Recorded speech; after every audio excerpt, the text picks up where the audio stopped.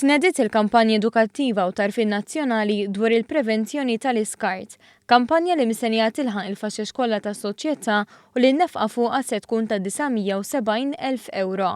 L-ewlieni tagħha huwa li nsaħħu l-ħtieġa ta' metodi tal-maniġjar tal-iskart bbażat fuq ir-Rizorsi, billi nirrikonoxxu l-ħtieġa li tonqos il-ġenerazzjoni tal-iskart filwaqt li nfittxu opportunitajiet biex nerġgħu nużaw mill-ġdid ir-Rizorsi lil mill-użu ewlieni tagħhom. Barra minn hekk il-kampanja għandha wkoll lan illi tgħin biex testendi ċ-ċiklu tal-ħajja tar-Rizorsi misjuba fl-iskart. Il-kampanja se takkumpanja u tappoġġja l-implementazzjoni tal-pjan tal-maniġjar tal-iskart ta' Malta 2014-2020. L-ewwel sena tal-kampanja se tiffoka fuq kif għandu jintrema l-iskart organiku u perikolus u fuq l-importanza li nisseparaw l-iskart b'mod tajjeb.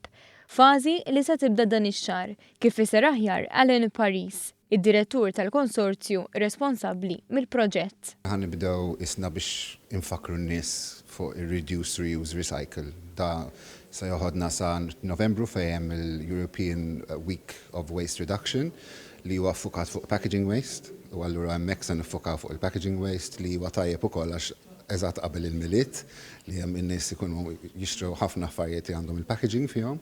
U mbagħad nimxu iktar quddiem forsi niffukaw iktar fuq l-organiku għax dak se mbagħad il-proġett isir nazzjonali. Se titnieda wkoll app innovattiva li se tagħti risposti dak il-ħin stess fuq x'jista' jkun irriċiklat, jerġa' jkun użat jew inkella isseparat fis-sors.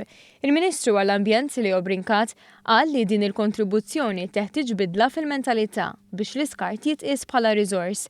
Għaldaqstant saħaq li b'din il-kampanja il-pubbliku qed ikun imħeġġeġ jikkontribwixxi fit-tnaqqis l-użu mill-ġdid u r-riċiklaġġ tal-iskart biex bekk l-iskart ikun amministrat b'mod responsabbli fuq livell individwali u nazzjonali.